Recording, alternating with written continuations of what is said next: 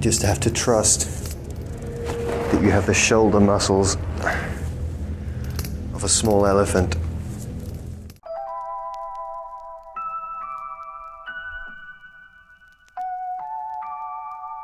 It's been one hell of a year, and you're wondering to yourself, what could I buy on Steam to fill this gaping chasm of existential dread that I spend my life chaotically falling through? It's a good question. And you may answer yourself, hey, that Stalker VR game looks pretty fun. It's not even 30 quid.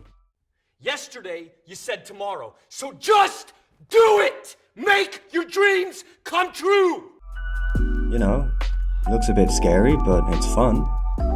And you would be right. It is fun. But before you make your decision, there are some things that you need to know about this game.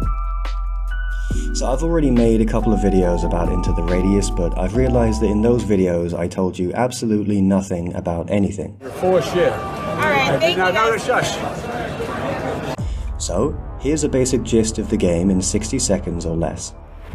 You play as a lone scientific explorer working with the UNPSC in the wasteland of the Pechorsk Radius, a place in Russia which is the site of an abnormal planetary event. The Radius is a massive, mysterious object in the sky which blocks out the sun and alters the laws of physics in the zone. You are the only human in the zone, and you must eat, sleep, and constantly protect yourself from diverse and bizarre creatures inside the Radius, using weapons which require constant upkeep and cleaning. As you progress through the game, completing missions which come from some unseen high command, you level up and unlock new weapons and equipment, and encounter more difficult enemies and areas as you expand into the game's large global map. The inventory, or should I say hoarding system, is more addictive than crack, and the gunplay is silly. It is everything you always wanted in a post-apocalyptic survival game. They even have cigarettes. But there's something else mixed in here too. A little bit of Carolina Reaper. Something very, very special. And it's frustrating to try and do it justice with words alone. It might seem like the game is being rendered on screens and pixels, but really it's doing most of its work inside your head. Oh dear. When you get run up on in VR, it hits different. It's just that when you're in VR, and the game is rendered stereoscopically at high enough fidelity, it gains an innate ability to short-circuit and completely bypass your higher brain in a way that has nothing to do with whether or not it's supposed to be scary. The scary thing about that moment was having my personal space suddenly and aggressively invaded, and I had no control over my initial reaction. The way that Into the Radius is built on this principle is what makes it a landmark in gaming history. Into the Radius is better than jump scares, and in fact it's better than any scary game. Because I've said it before and I'll say it again, this game isn't designed to be scary per se, but it's better at it than any which are. Stephen King says of horror that the monster is always less scary after we see it. We can observe its form, and we can put limitations on the infinite potential of what our imagination can produce, and we observe the finite monster for what it actually is. We always imagine worse things behind the door and under the bed before that moment, and this is why the movie is basically over once you've seen the monster. It's also why making enemies in a game super scary unto themselves is a very limited technique.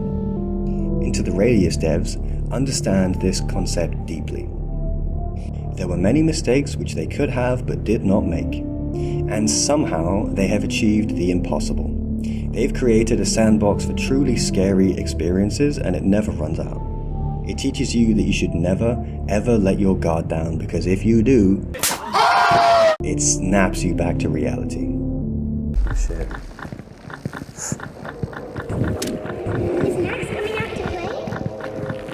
Oh god, why do I do this to myself? Why does this game exist? Why did you make it like this? Why did you do this to me? Why did I pay you for this? This magic is not there if you're just running from something terrifying in the dark and it makes a lot of noise, but there's nothing you can really do but run. It's a human instinct in that situation to just brace yourself for the jump scare that you know is coming, because there's nothing else you can do. And when you brace, you take the edge off. You are breaking the immersion, pulling back.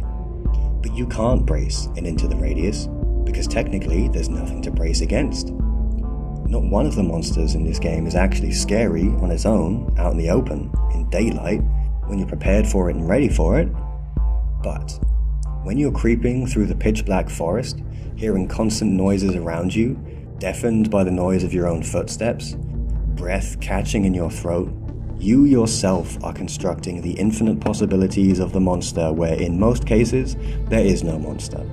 Through genius sound design and level structuring, you constantly expect the run-up that may or may not happen, and the prospect is utterly terrifying. It's possible to play the game without being scared. I think you just have to be some kind of hardened mercenary who knows how to disassemble a rifle upside down and blindfolded. And Into the Radius wants to turn you into that mercenary.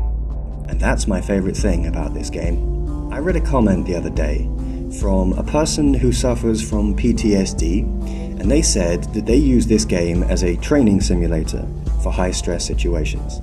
They use it to practice controlling their fears. And I think that's maybe the coolest feature that's ever been put into a game. Seriously, think about it. This is a tool for personal development. And if you want to become more resilient to stress in your daily life, this game is beyond perfect. It's a fear trainer, and man is it addictive. And I believe deeply that art worth caring about has an impact on us. It shapes us and changes our course in life, howsoever slightly. With this particular piece of art, you can make yourself more resilient to a world that has a tendency to run up on you. So, should you buy Into the Radius? Fuck yeah. But don't make it the first game that you play. You will need some level of experience in VR before you have any chance of enjoying this game in its full glory. I recommend you get used to Pavlov or something similar. Get used to movement, shooting, wearing the headset, and so on. And then, when you're ready,